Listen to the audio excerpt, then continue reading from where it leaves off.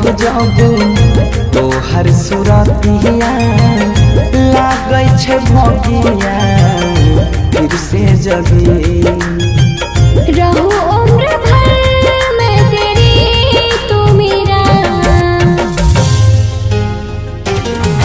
जब हम बादल बन जाइबो तू बारिश बन के अइहे जब कम पड़ जाहि तौ सासे तू हमरा दिल में समय है।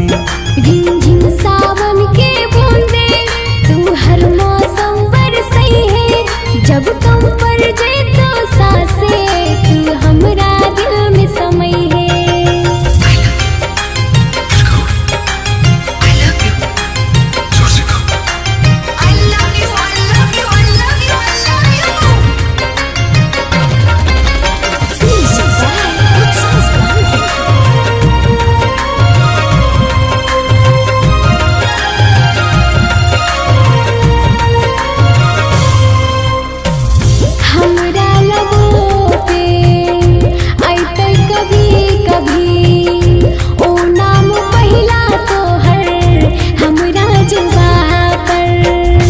अखियाँ के काजल पागल करई छौ लाग जान चल जैतै तोहरा यादा पर। मान लेबो तोरा अपना मन के खुदा।